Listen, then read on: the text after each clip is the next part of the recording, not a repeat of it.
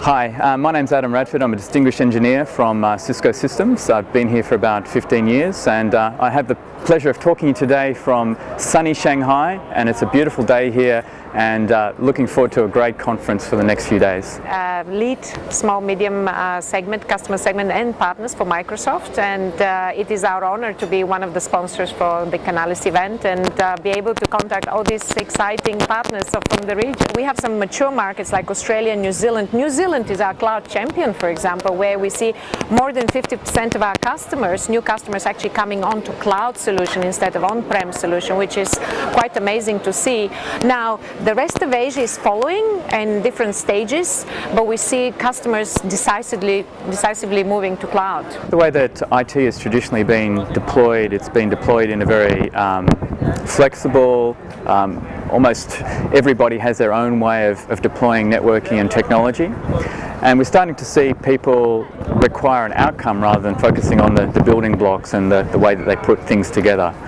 And if you think about the history of IT, whenever we've seen some sort of change, people automatically assume that if some of the change is good, more of the change is better, so they'll move to a model where they think it's going to be 100% of a particular new way of doing something. And the analogy I use is the pendulum model of IT. So if some centralization of delivery of IT is good, more centralization is better, so 100% centralization is the way to go and we'll always be 100% centralized. The reality is that's not the case, and the problem is that as we move towards the extreme of the pendulum, we realize that there are some use cases that don't make any sense, or the technology has changed, or the environment has changed, so it makes sense to distribute. And then we go through this cycle again that if some distribution is good, more is better, it should be 100% distributed.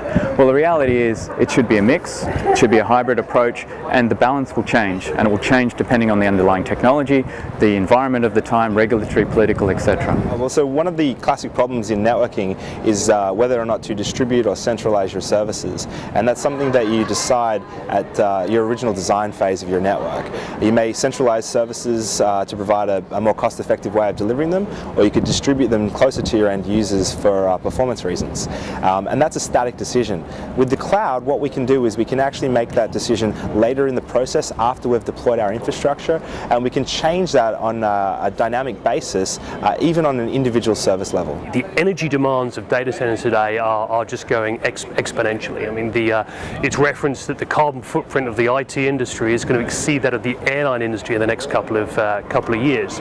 So if you're a data center operator, 50% of the cost of your data center is actually energy over its life period. So if you can manage that energy more effectively and drive efficiencies, you're saving very significant dollars on the bottom line of your business. Well, originally the move to cloud is kind of like the move to virtualization that we've seen in the enterprise data center. It starts off for greater efficiencies, and in the enterprise data center people started to add hypervisors so that they could go from the 6% utilization that they were getting out of their existing infrastructure. So there are cost savings to be made from moving to a cloud model, but then after you've got a cloud model in place, you actually have a tremendous agility and tremendous creativity that you can deploy. So you can start to make changes very frequently, and you can start to roll out new services and try new things. So once you have that platform, it becomes an enabler for new services. So initially maybe the focus is on cost, but long term the focus is definitely on value creation. What we did is we transitioned all of our product offerings to a common client cloud infrastructure platform. So on the endpoint security side, it's anti-malware, antivirus, it's also, I guess, mitigation compromise, sort of at least protecting against potential compromise using sort of mitigation strategies. I guess the concept behind it is a very, very lightweight client, very, very heavy usage on the cloud.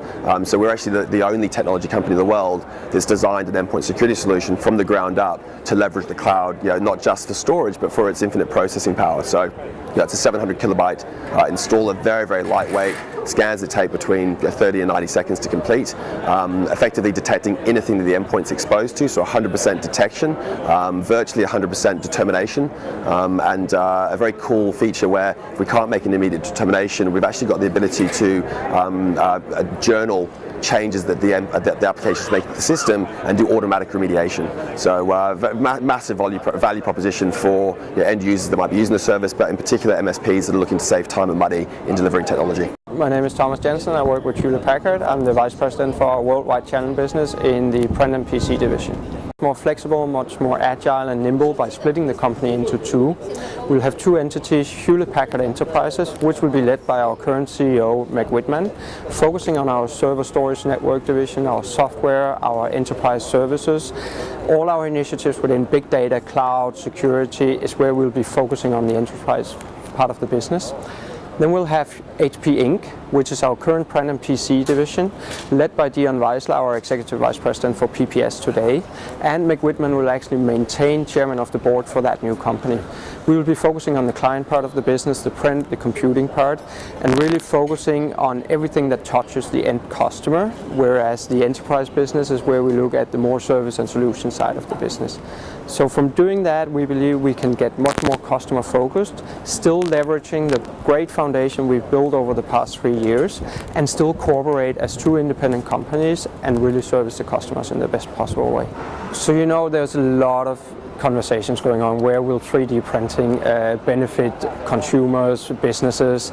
You see a lot in the healthcare industry, you see it in the automotive part, and you see consumer brands investigating into 3D printing. Until we know how to solve speed, quality and cost, it's really too early to say where do we want to investigate and where do we want to invest in driving that market. Right now we need to solve that challenge for the industry before we can actually drive that moving forward.